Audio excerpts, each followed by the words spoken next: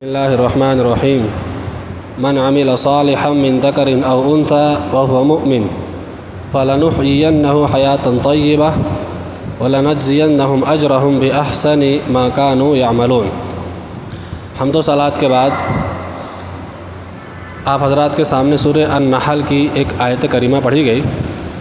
अल्लाह ताला ने इस आयत में फ़रमाया मन अमिल सालिहम मिन ज़करिन औ उन्सा व हुवा मुअमिन, कि जिसने नेक अमल किया, चाहे वो मर्द हो चाहे वो औरत हो, फलनुहयियन्नहु हयातन तय्यबा, तो हम उसको ज़रूर बिज़रूर पाकीज़ा ज़िंदगी देंगे, और वलनज्ज़ियन्नहुम अजरहुम बिअहसनि मा कानू यअमलून, और हम उन्हें ज़रूर उनका अज्र सवाब उन्हें उनके बेहतरीन आमाल के बदले में देंगे जो वो किया करते थे।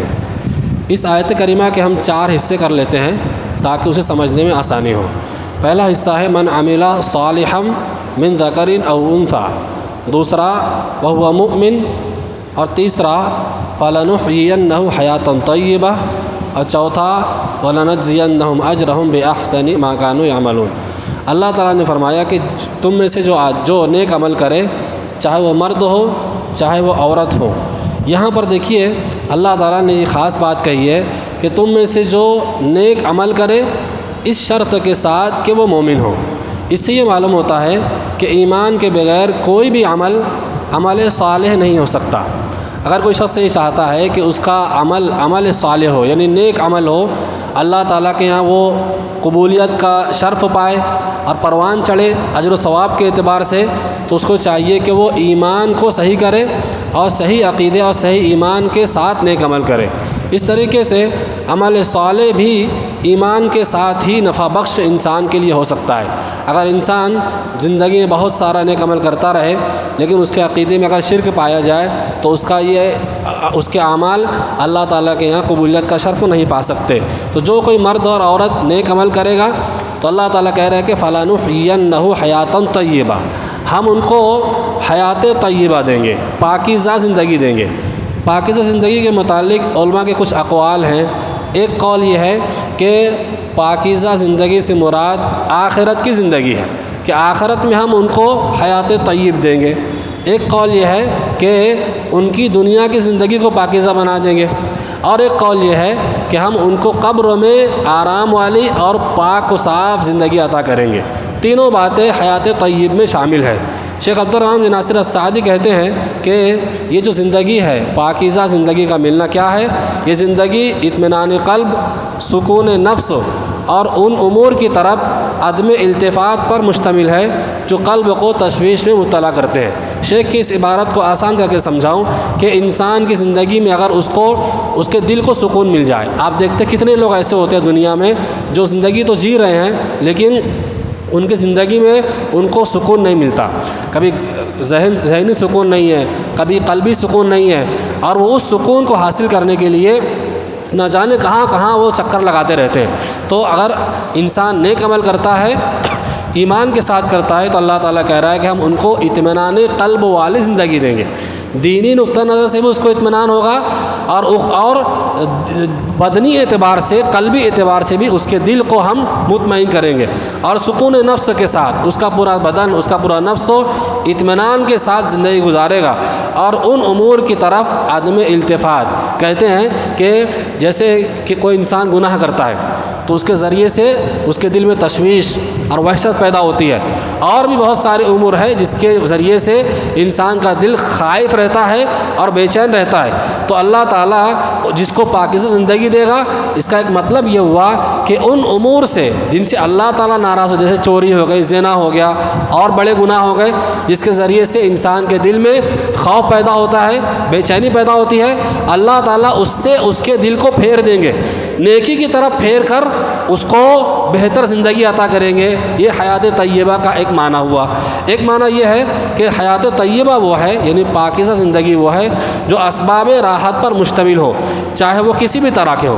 دینی اور دنیاوی جو راحت کے اسباب ہوتے ہیں، جیسے میں نے بتایا دلی سکون ہے، ذہنی سکون ہے، بدنی سکون ہے، اور اچھا گھر بھی اس میں شمار ہو سکتا ہے، اچھا کاروبار بھی شمار ہو سکتا ہے، اور گھریلو اعتبار سے بیوی کی جانب سے، اہل اولاد کی جانب سے اور گھر والوں کی جانب سے انسان کو جو راحت ملتی ہے وہ راحت بھی اس میں شامل ہے۔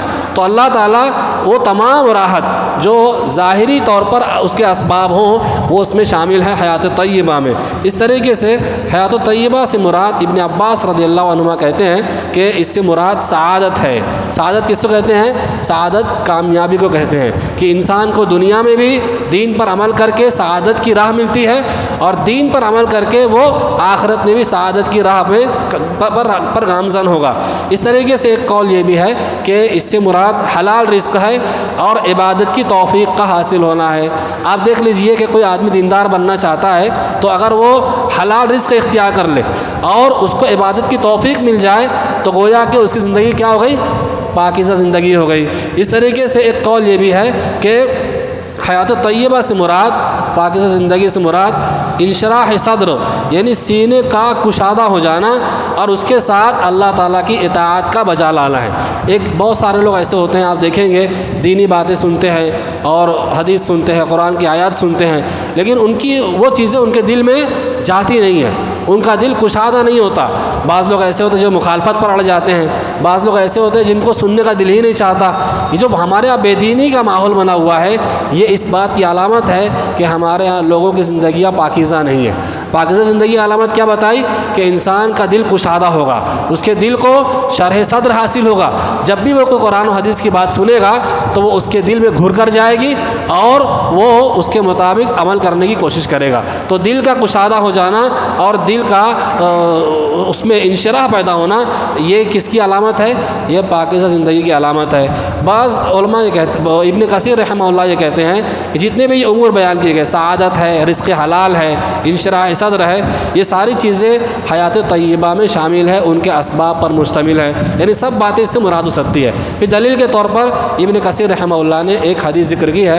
عبداللہ بن عمر فرماتے ہیں کہ اللہ کے رسول صلی اللہ علیہ وسلم نے فرمایا، قد افلح من اسلم، وہ آدمی فلاح پا گیا، کامیاب ہو گیا جو اسلام لے آیا، یعنی مسلمان ہو گیا، ورزق کفافاً، اور اس کو بقدر ضرورت، بقدر کفاف اس کو رزق دیا گیا، وقنعہ اللہ بما آتاہ، اور اللہ نے اس کو جو کچھ دیا ہے اس پر قناعت کی اللہ نے توفیق عطا فرمائی، تو گویا کہ یہ اس کی زندگی کیا ہو گئی؟ پاکیزہ ہو گئی۔ اب دیکھیے ایک بہت بڑا مسئلہ ہمارے یہاں ہوتا ہے کہ آدمی کو جو کچھ ملتا ہے وہ اس پر قناعت کرتا ہے کہ نہیں کرتا ہے؟ اچھا گھر مل گیا، بیوی بچے مل گئے، اچھا کاروبار مل گیا، لیکن قناعت نہیں ہے، ہمیشہ بڑے لوگوں کو دیکھتا ہے اور اپنے اندر ہی اندر وہ کڑتا رہتا ہے، جلتا رہتا ہے، بے چین رہتا ہے۔ ایسا نہیں ہے، اگر آپ مزدور بھی ہیں، آپ کے پاس چھت ہے، گھر سر چھپانے کے لیے چھت ہے اور اتنے اسباب ہیں کہ روزانہ آپ کو رزق مل جاتا ہے اور بآسانی آپ کھا پی لیتے ہیں اور امن کے ساتھ زندگی گزار رہے ہیں اور مسلمان ہیں، تو یہ اللہ تعالیٰ کی بہت بڑی نعمت ہے، اس پر قناعت کرنا چاہیے۔ اگر ہم اس پر قناعت کرتے ہیں تو گویا کہ ہماری زندگی میں پاکیزہ زندگی کے کچھ اسباب یا کچھ چیزیں اس کی موجود ہے۔ اس طریقے سے ابن الجوزی رحمہ اللہ، ان کی ایک تفسیری کتاب ہے زاد المسیر، اس کے اندر انہوں نے مفسرین کے مختلف اقوال نقل کی ہیں۔ ان میں سے آپ نے پاکیزہ زندگی کے سلسلے میں 9 قول نقل کیا ہے، جس میں سے 4-5 تو آ گئے، 2-3 رہ گئے ہیں، میں اس کو بیان کر دوں۔ ان میں سے وہ کہتے ہیں کہ انہا حلاوت الطاعہ، کہ جس کو پاکیزہ زندگی ملے گی اس کی نشانی یا اس کی علامت کیا ہے؟